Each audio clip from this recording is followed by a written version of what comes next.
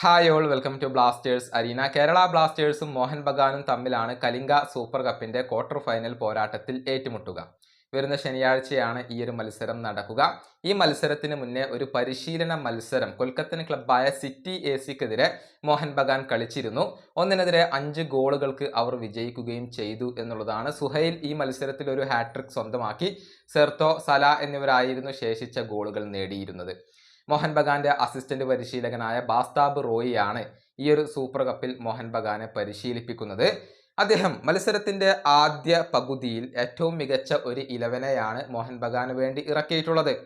അതായത് സൂപ്പർ കപ്പിൽ സ്റ്റാർട്ട് ചെയ്യാൻ സാധ്യതയുള്ള അല്ലെങ്കിൽ സ്റ്റാർട്ടിംഗ് 11 ആയിക്കൊണ്ട് ഉപയോഗപ്പെടുത്താൻ ഉദ്ദേശിക്കുന്ന 11നെയാണ് ആദ്യ പകുതിയിൽ ബാസ്താബ് റോയ് കളിക്കളത്തിലേക്ക് ഇറക്കിയിട്ടുള്ളത്. അങ്ങനെ ആദ്യ പകുതിയിൽ തന്നെ 4 ഗോളുകൾ നേടിക്കൊണ്ട് അവർ വിജയം ഉറപ്പാക്കിയിരുന്നു. രണ്ടാം പകുതിയിൽ ഈ താരങ്ങളെയെല്ലാം മാറ്റിക്കൊണ്ട് ബാക്കിയുള്ള താരങ്ങളെ ബാസ്താബ് റോയ് പരീക്ഷിക്കുകയും ചെയ്തു.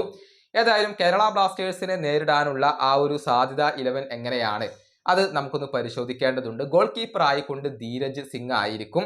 ഇനി പ്രതിരോധ നിരയുടെ കാര്യത്തിലേക്ക് വരുമ്പോൾ നുനോ റൈസ് അവിടെയുണ്ട്.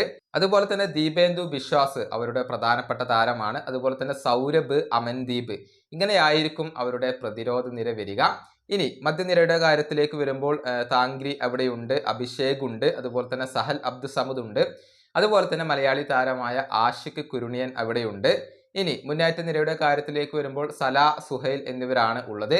ഇങ്ങനെയാണ് മോഹൻ ബഗാന്റെ ഒരു പോസിബിൾ ലൈനപ്പ് വരുന്നത്. മിക്കവാറും ഈ 11 തന്നെ ആയിരിക്കും കേരള ബ്ലാസ്റ്റേഴ്സിനെ നേരിടാൻ ഇറങ്ങുക. വളരെ പ്രധാനപ്പെട്ട താരങ്ങൾ അവർക്ക് വേണ്ടി കളിക്കുന്നുണ്ട്. ധീരജ്, നുനോ റൈസ്, ദീപേന്ദു ബിശ്വാസ്, അതുപോലെ തന്നെ സഹൽ, ആഷിഖ്, ടാങ്കിരി എന്നിവരൊക്കെ കേരള ബ്ലാസ്റ്റേഴ്സിനെ നേരിടാൻ ഉണ്ടാകും എന്നാണ് ഇപ്പോൾ പ്രതീക്ഷിക്കപ്പെടുന്നത്.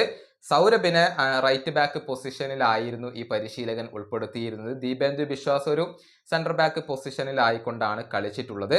ഏതായാലും എല്ലാ താരങ്ങളെയും ഈ ഒരു ട്രെയിനിങ് മത്സരത്തിൽ ബാസ്താബ് റോയ് ഉപയോഗപ്പെടുത്തി എന്ന കാര്യം കൂടി മാധ്യമങ്ങൾ ഇപ്പോൾ ചൂണ്ടിക്കാണിക്കുന്നുണ്ട്. ഈ വീഡിയോയുടെ അവസാനിപ്പിക്കുന്നു. അടുത്തൊരു വീഡിയോ കൊണ്ടും കാണാം.